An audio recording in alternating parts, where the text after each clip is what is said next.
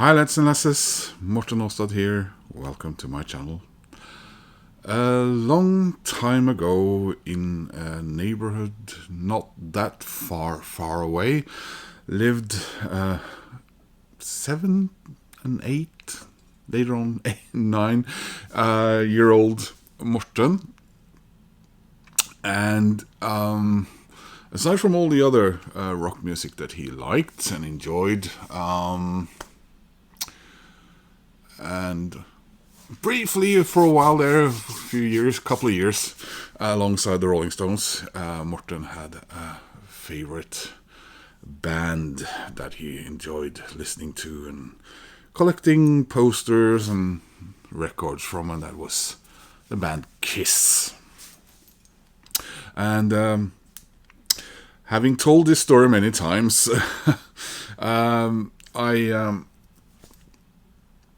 I had to contend with a street bully, and he was the older brother by a year or two of a kid I was friends with. And in an attempt to appease this kid, when his brother asked, "Oh, my brother says he'll be really cool to you," or something like that, if you lend him your Kiss records, I did so. And time passed, and I started trying to, offer my opinion that I should be getting those records back. And no, he didn't have. I had never lent him those records or something like that. So luckily, I had a 16-year-older brother, who came along and went and knocked with me at their house, and the dad. He opened the door, and my brother confronted him with what had happened, and the father looked like this wasn't the first time some shit had happened due to that kid. So he confronted him, and what turned out had happened is that he had used my Kiss albums as target practice for his air gun, and then, sort of blown them up with what we call Kina putter here. What do you guys call them over across the Atlantic? M something or other. So the solution to that was that he gave me his son's telescope and his own copy of the original copy. Of course, this was 19. When was this? 80, probably. So it wasn't that old, but it's older now. His copy of the Rolling Stones #2, which I still have. And then many years passed, and I did not reacquire those Kiss albums. I guess I sort of moved on, and it kind of felt, whenever I thought about Kiss, I remember that unpleasant experience. So, I didn't get those Kiss albums then. But then again, years passed, and early 2000s, I started buying Kiss again on CD. And what I thought, because I acquired a Kiss album, and I wanted to show you guys, but I also sort of felt like it was in some ways tying up loose ends and a bit like that. So I thought what I'll do is I'll do a show my Kiss collection, which isn't spectacular or anything, but it ties into this story. So first I'll just show you my Kiss collection, and we start with the CDs. I don't remember what order I bought them in, but I'm pretty sure I know which was the first one, which is my favorite Kiss album, which isn't this one, which is the first, of course. And so all of these are the remasters. And I think this was my first Kiss CD, which is my favorite album by Kiss. It's Hotter Than Hell. And Dress to Kill. Which, by the way, that kid did not get his hands on because I didn't actually have this one. I got it for a birthday. We left it in the car and went to a public swimming pool and came back and the record had melted. So I got something else, but they didn't have more of this in the store. So I got something else then, and I never actually got it. But yeah, of course, Kiss Alive. You guys, you know all this, but I'm doing it just the same. There's Destroyer. Man, I would study this cover intently, I remember. And back then I didn't quite understand the order of these albums, but yeah, I remember I brought this to Denmark on holiday and listened to it a lot, and I still love this cover. And we got, of course, Love Gun, and we got the solos, Peters.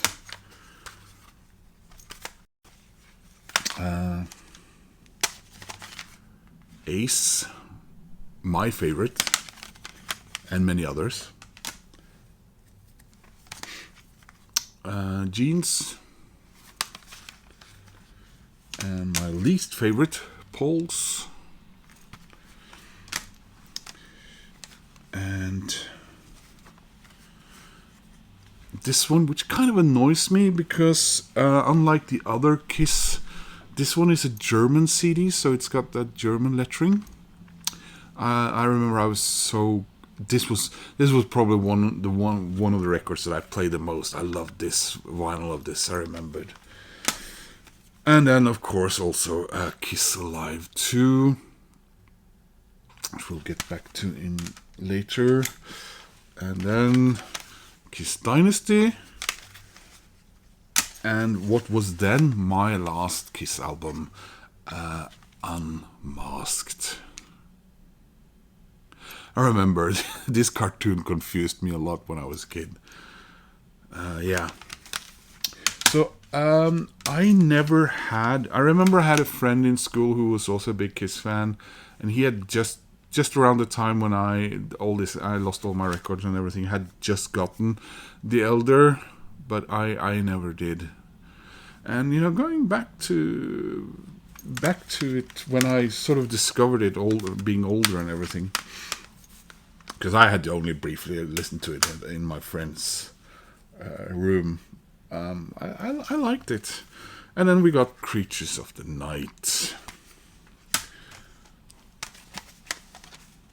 And we have Lick It Up.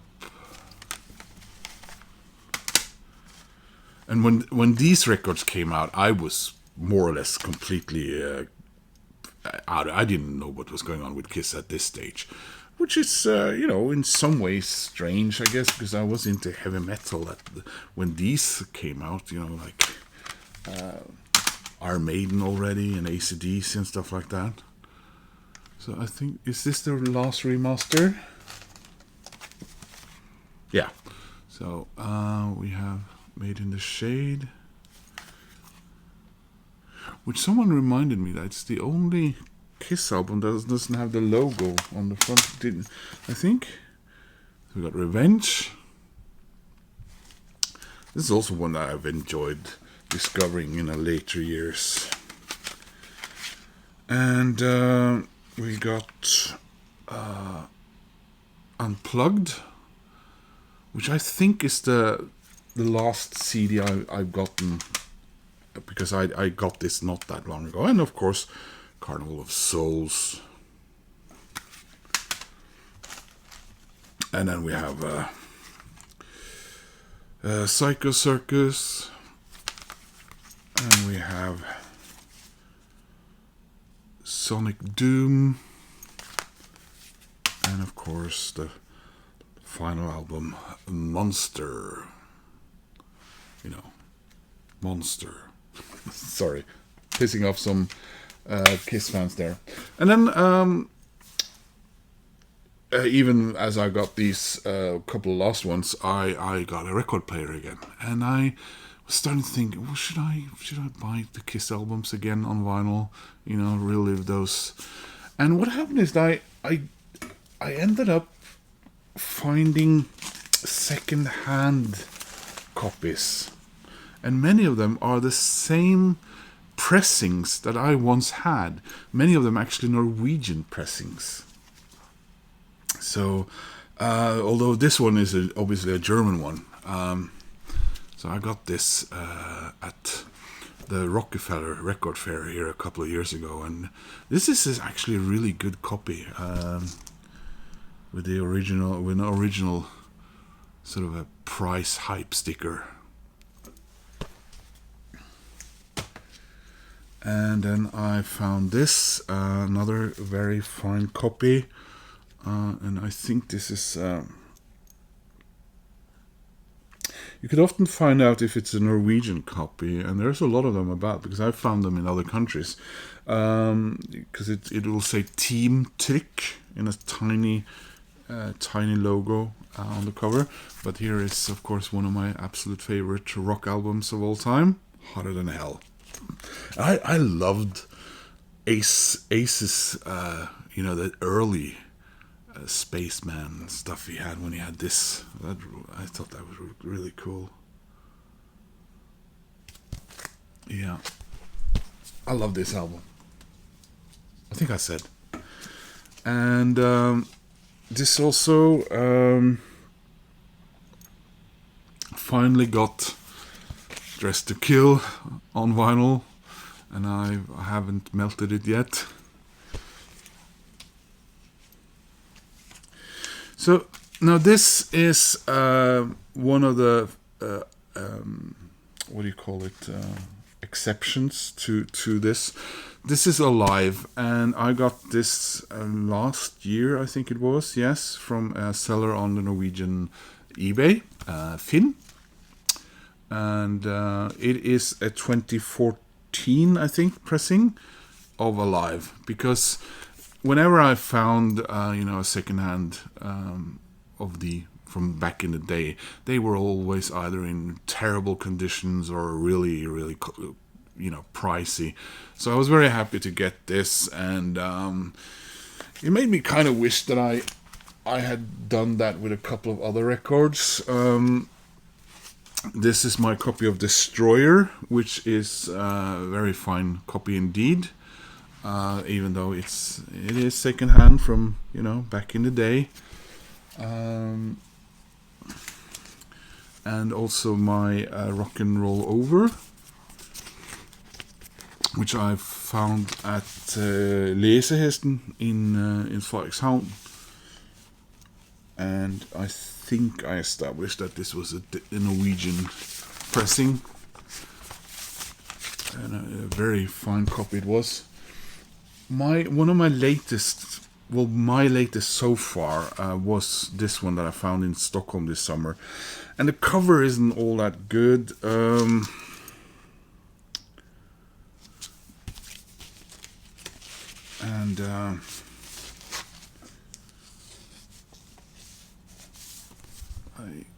think I did play it. So this is also one of my absolute favorite Kiss albums, and I would really like to get a new copy of this. I'd really like to get one of the, I think it was one of the British ones that came out this October from the National Record Day. It's got a really cool color, but I've had to buy. Well, I've spent a lot of money lately, so now this is the one where I really wish I would get a new copy, because it sounds tinny and fairly noisy, and I remember asking at the record fair if this was a good copy and everything, and I looked at it and I was a little bit of, and I think he knocked off 50 kroner because I think he felt that he was on a roll here with me. So yeah, this is Alive too, and I would really like to get a better copy of this. I mean, the cover, it looks nice, except again we have the German Kiss logo. So, but yeah, this one I really would like to get, just like I have with the with the Alive one. And this one, though, I was very happy to find an old copy because it looks exactly like my old one. And I think I bought this either through Discogs or eBay. It's a little bit worn, but double platinum by Kiss with the embossed cover, and it's silver, not gray. So yeah, I was so happy to get this, and it plays beautifully, by the way, guys. And then, also in Frederikshavn in Denmark, I found another great second-hand copy. And this is unmasked.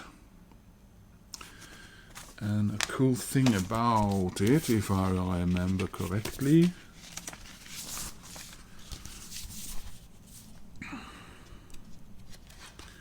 is this,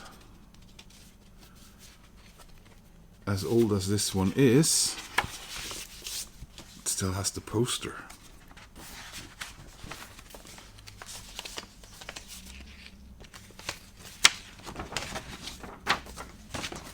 Ta-da!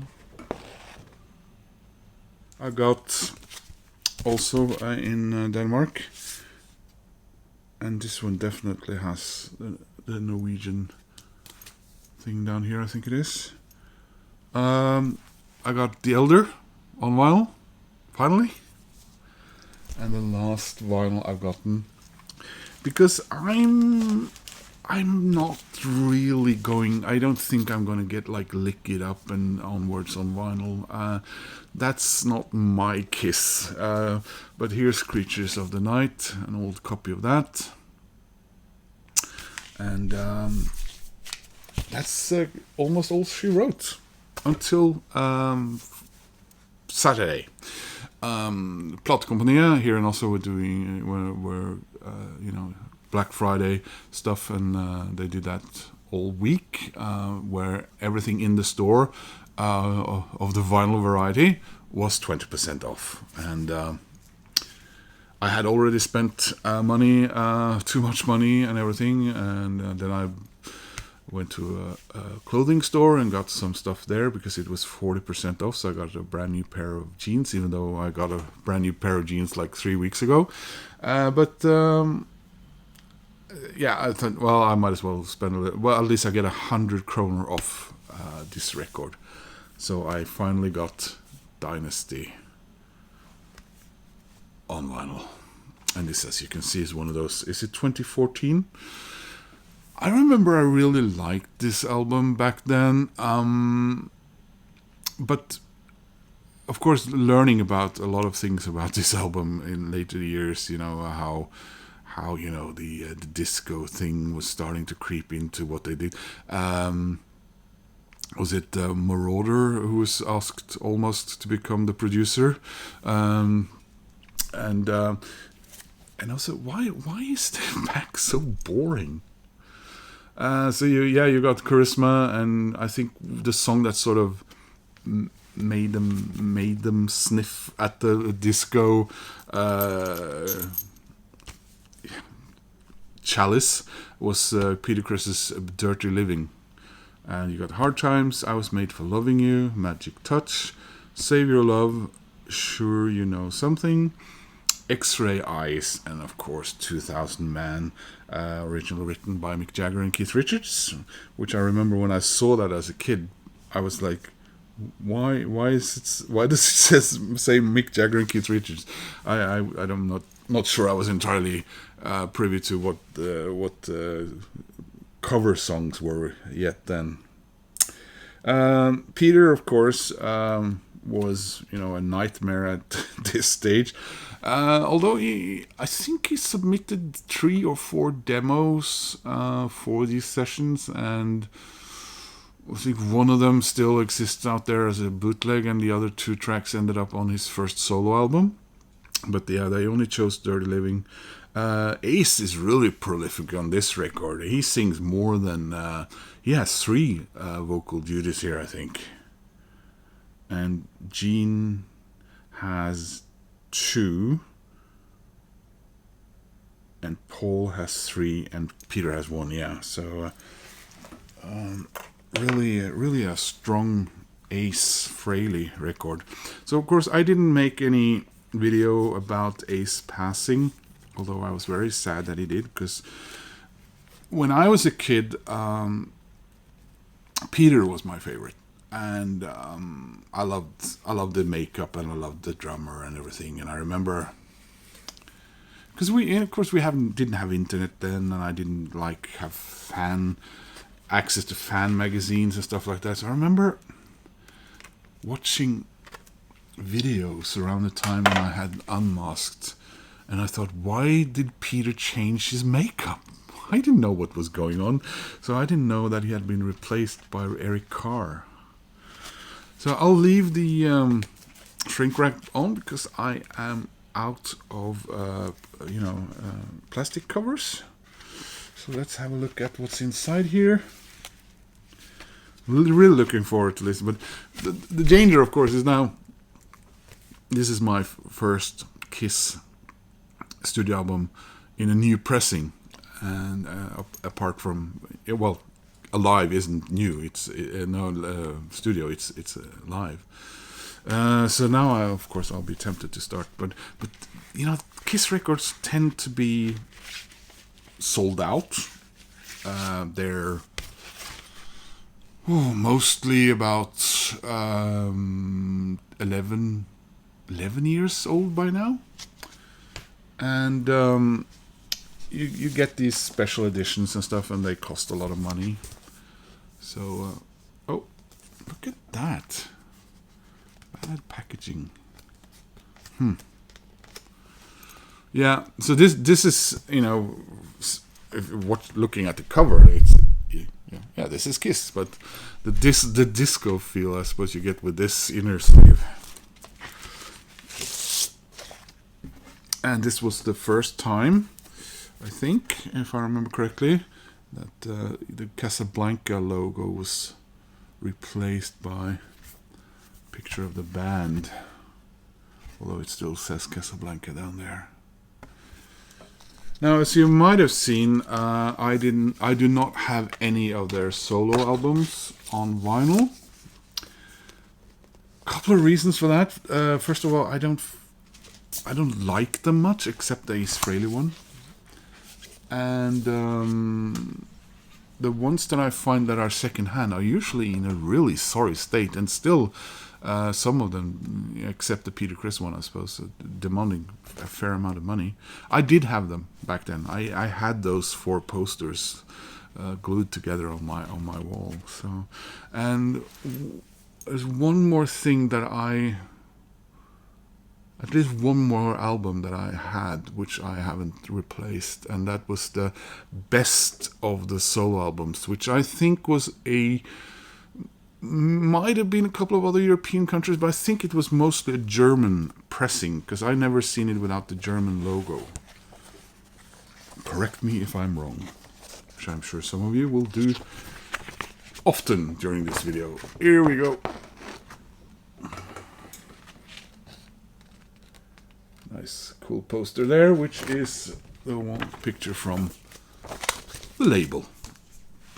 So now I've managed to make a video where I show my Kiss collection. I don't have any cassettes of those. If you were thinking, well, you maybe have some cassettes lying around. No, I don't have any cassettes of them. I actually bought one last year, Harder Than Hell, on cassette, and it was unplayable, and I was allowed to have it replaced over at Rock and Rolls. And I do have a couple of DVDs, that History of Kiss, which they've made 3 of and promised to make a 4th, which doesn't seem to will happen. So you have the spines being unfinished. And I'm back. These are the ones I was thinking of. So yeah, you had the Volume 1 with Ace on it, and you had the Volume 2 with Peter, and Volume 3 from 92 to 2000 with Gene. And maybe people have forgotten to tell Paul that the fourth one would have been him, and if he'd known, he'd make sure that it was made. So those are the Kiss DVDs that I have as well.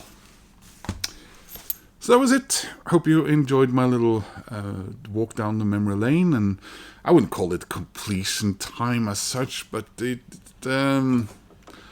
was supposed to be like that. But like I said, some of my Kiss secondhand records from from my childhood days that I managed to find again, they don't play very well, so we'll see, but time will tell. If you watched so far, please click like. That does help my channel and makes me happy. And if you want to subscribe, well, that also makes me happy. Thank you to my new subscribers. Welcome, and I hope to see you guys soon again in another video. Take care, guys. Bye-bye.